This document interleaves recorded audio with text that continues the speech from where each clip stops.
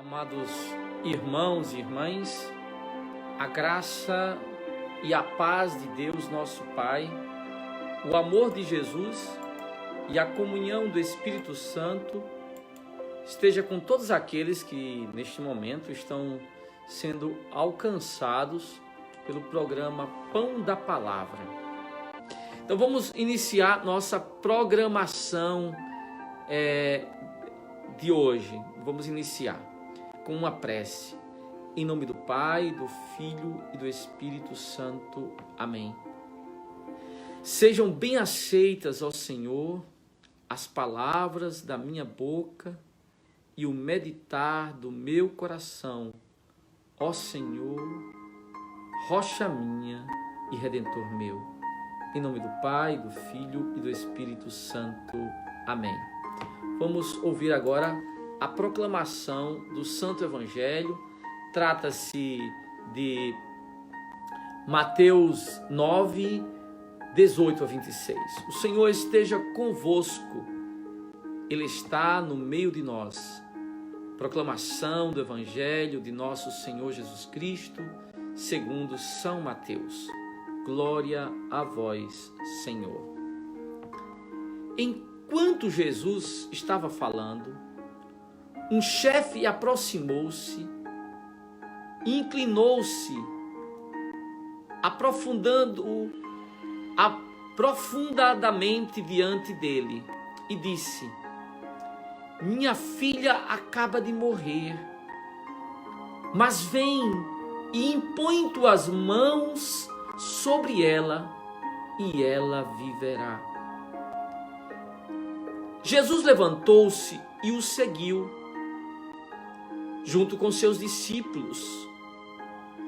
Nisto, uma mulher que sofria de hemorragia há 12 anos, veio atrás dele e tocou a barra do seu manto. Ela pensava consigo: se eu conseguir ao menos tocar o manto dele, eu ficarei curada. Jesus voltou-se, ao vê-la disse: coragem, filha, a tua fé te salvou. E a mulher ficou curada a partir daquele instante. Chegando à casa do chefe, Jesus viu os tocadores de flauta e a multidão alvoroçada, e disse: retirai-vos, porque a menina não morreu, mas está dormindo. E começaram a caçoar dele. Quando a multidão foi afastada, Jesus entrou, tomou a menina pela mão e ela se levantou. Essa notícia espalhou-se por toda aquela região. Palavra da salvação. Glória a vós, Senhor. Amados irmãos e irmãs, vamos então iniciar nossa meditação deste episódio que se trata da famosa história da cura da filha de Jairo. E nesse relato da cura de Jairo, no centro existe um outro episódio: a cura da mulher com fluxo de sangue, a cura da hemorroísa. Duas histórias de milagres. Essa história aqui de Mateus 9, 18 e seguintes, ela aparece nos outros sinóticos. Trata-se de um episódio de múltipla atestação. Essa mesma história se encontra em Marcos 5, de 21 a 43, e também em Lucas 8, de 26 a 39. A história aqui que nós ouvimos, o relato de Mateus, é uma espécie de resumo, um sumário daquele relato que nós encontramos em Marcos. Em Marcos a história é mais detalhada. Aqui ela se encontra de modo resumido, sintético. Porém, é preciso dizer que a história de Mateus é um pouco diferente daquela de Marcos e de Lucas, embora seja a mesma, mas aparecem certas nuances, certas sutilezas. Acontece que a diferença não é apenas a do tipo que em uma está detalhada e em outro está resumida. De fato, em alguns aspectos, por exemplo, aqui em Mateus 9, o texto nos diz que veio um chefe. Não diz chefe do quê? Enquanto que em Marcos e em Lucas, ali se esclarece. É o chefe da sinagoga. E diz mais o seu nome. É um detalhe, trata-se de Jairo. Veio o chefe da sinagoga. É mais específico. Aqui é importante dizer que o chefe da sinagoga não é um pregador, mas é aquele que organiza a sinagoga, as atividades daquele local de culto. É aquele que faz a lista dos pregadores. Nas nossas comunidades no Brasil, nós poderíamos equiparar esse Jairo aqui a uma espécie de coordenador das comunidades, ou da comunidade. Então era ele que administrava a sinagoga, aquele local de culto. Então, em Mateus só se diz que é o chefe. Em Marcos e Lucas se diz que é o chefe da sinagoga. Amados irmãos e irmãs, há uma outra diferença. Se você pega o texto aqui de Mateus, nos diz que Jairo chegou até Jesus e diz que ele declarou: minha filha acaba de morrer. Enquanto que em Marcos e em Lucas, ele não diz que a filha morreu, mas ele diz que a filha está morrendo. Então aqui há uma diferença muito grande, porque se a filha está morrendo, ele está pedindo a Jesus uma cura, mas se a filha morreu, o que ele está pedindo a Jesus é uma ressurreição. Uma pequena diferença, mas que dá uma mudança significativa. Muito bem, um outro aspecto aqui diz respeito à cura da hemorroísa, é que enquanto em Marcos a hemorroísa é curada pelo toque, e diz que uma força saíra de mim, em Mateus ela é curada pelo poder da palavra. Digamos de outro modo, enquanto em Mateus a história da filha de Jairo é uma história de ressurreição, em Marcos e Lucas é uma história de cura. Mas agora eu gostaria de fazer algumas aplicações que podem ajudar você e a mim sobre essa história. Ela nos diz que quando Jesus, e aqui também há uma diferença entre Mateus e em Marcos, é que enquanto que em Mateus a história da cura da filha de Jairo e da hemorroísa, ela é colocada após alguns ditos de Jesus, em Marcos ela ocorre quando Jesus volta da cura ou do exorcismo de Gerasa ou Gadara. Mas quando Jesus sai do barco lá em Marcos, em seguida, imediatamente aparece Jairo. E aqui eu gostaria de mostrar pelo menos 5 elementos da atitude de Jairo que deveriam ser um modelo para você e para mim. A primeira coisa é que Jairo foi até Jesus. Na sua dor e no seu sofrimento, imagine um pai que perde uma filha única, ou melhor, que está perdendo uma filha única. E no seu desespero, para onde vai Jairo? Primeira coisa a aprender com ele, ele foi até Jesus. Irmãos, nós devemos aprender com este homem a ir até Jesus em nosso sofrimento, em nossas dores, em nossas angústias, ir até Jesus. Segunda coisa, não basta só ir até Jesus. A Bíblia nos diz que ele caiu aos seus pés. Ficar de joelho, irmão, significa render-se. Render-se diante do Senhor. Estar de joelho significa estar totalmente entregue, numa atitude de adoração, mas também de confiança.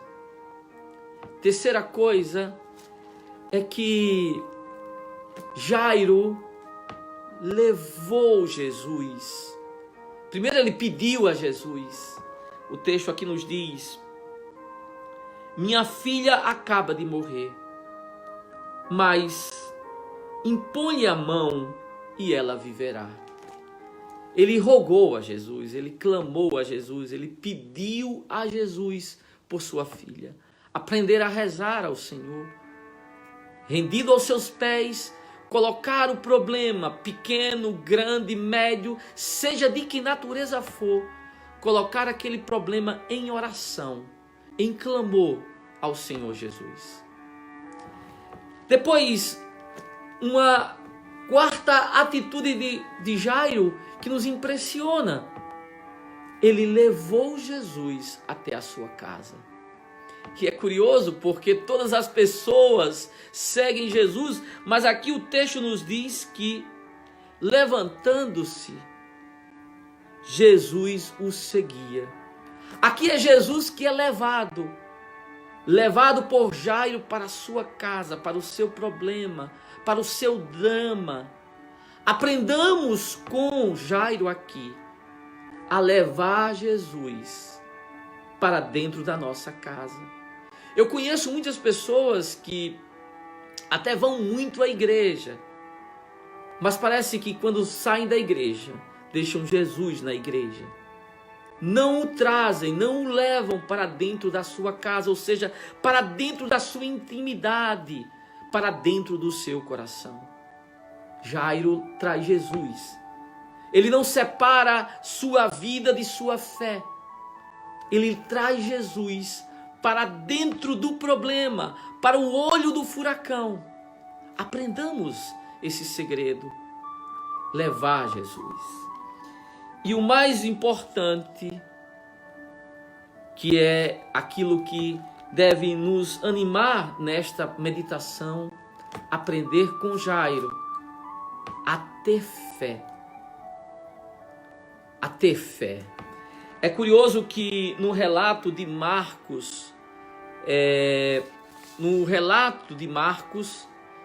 há uma expressão, porque algumas pessoas dizem a Jairo: não incomodem o mestre.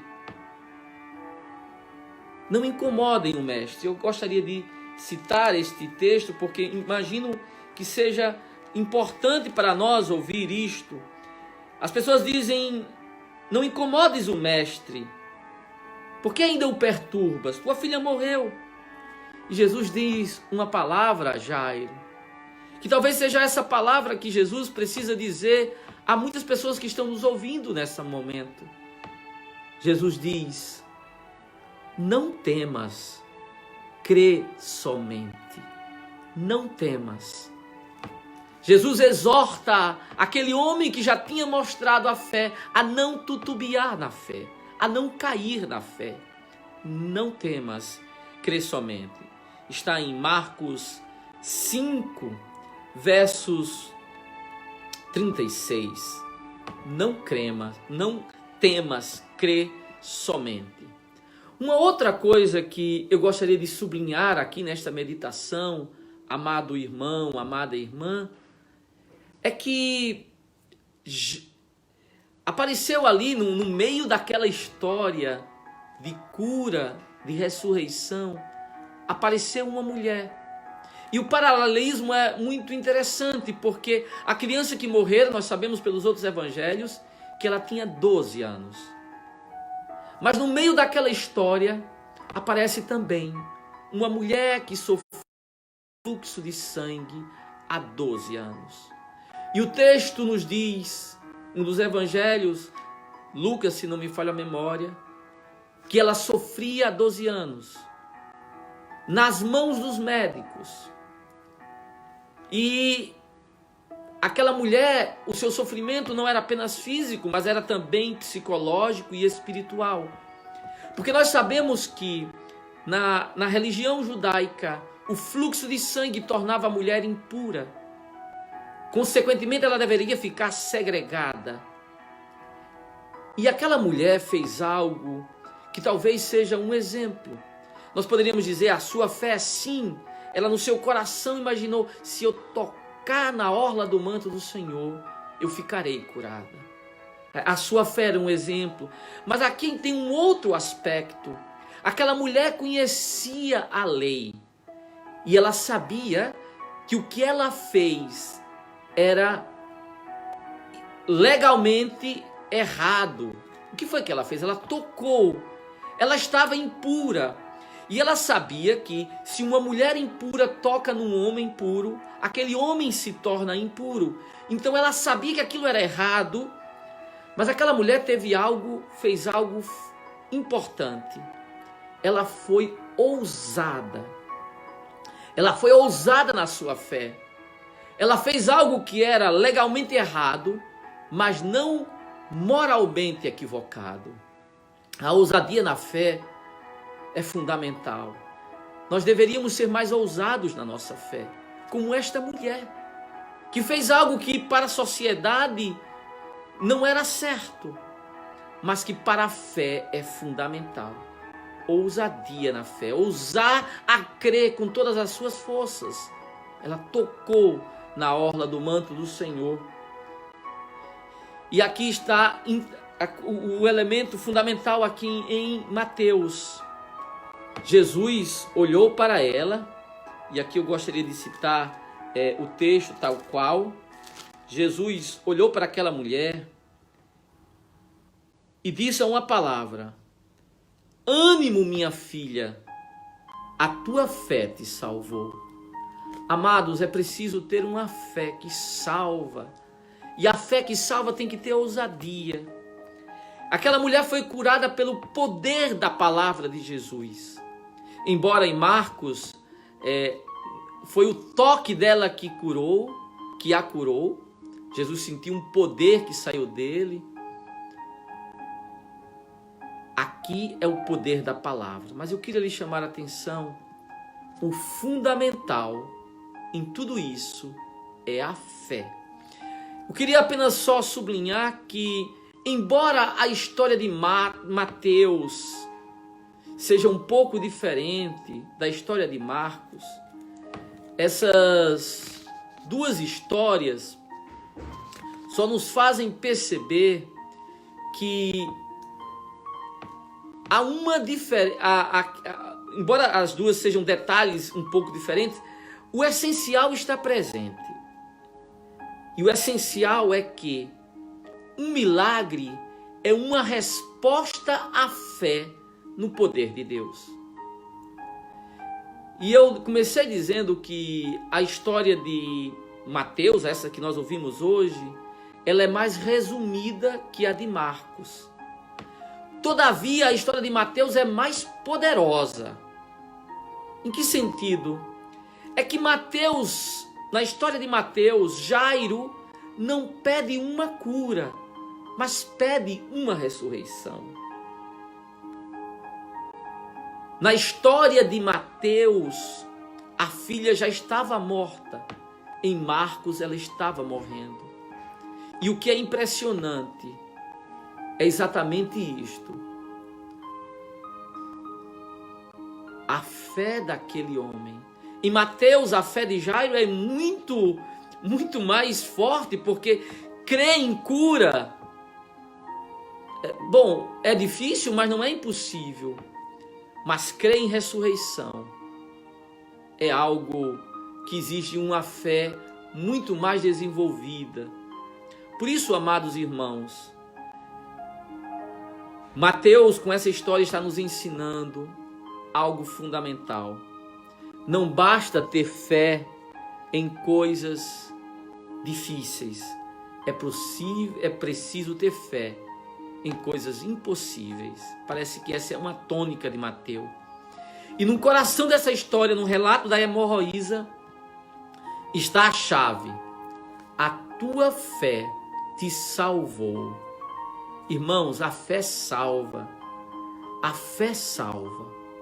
A fé salvou a filha de Jairo da morte. A fé salvou aquela hemorroísa de uma vida infeliz, de uma vida triste. A fé salva. Crê no poder salvador. E essas histórias nos mostram que a liberação do poder salvífico de Jesus é proporcional à nossa fé. Quanto mais tivermos fé, mais o poder de Deus se manifestará na nossa vida. Quanto mais ousados formos na fé, mais o Senhor agirá em nossa história. Irmãos e irmãs, muitas pessoas estão passando por vales nesse dia. Todos os dias, todos os instantes, recebo pedidos de oração, pedidos de pessoas que estão sofrendo. Mas uma coisa é certa: essa tribulação pela qual o mundo está passando, nós iremos vencer. Não é apenas com hidroxicloroquina ou azitromicina, ou com ventiladores ou com UTIs. Nós iremos vencer com a nossa fé no poder salvador de nosso Senhor e Salvador Jesus Cristo. Por isso, aprendamos com Jairo. Vá a Jesus, leve o seu problema para Ele. Segundo, se dobre diante dEle. Terceiro, coloque seu problema em oração diante de Jesus.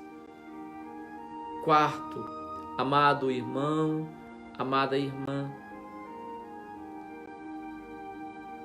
esteja diante do Senhor e o leve para dentro da sua casa e do seu problema. Leve Jesus para dentro da sua vida. E quinto, o mais importante, tenha uma fé que salva. Tenha uma fé como o da hemorroísa, uma fé ousada. Louvado seja nosso Senhor Jesus Cristo. Queria lhe pedir que, se você puder, partilhe essa live para que alguém sem fé ou alguém perdendo a fé possa ser alcançado nesta manhã, possa ser abençoado nesta manhã. Que Deus te guarde, que Deus te proteja. Louvado seja nosso Senhor Jesus Cristo.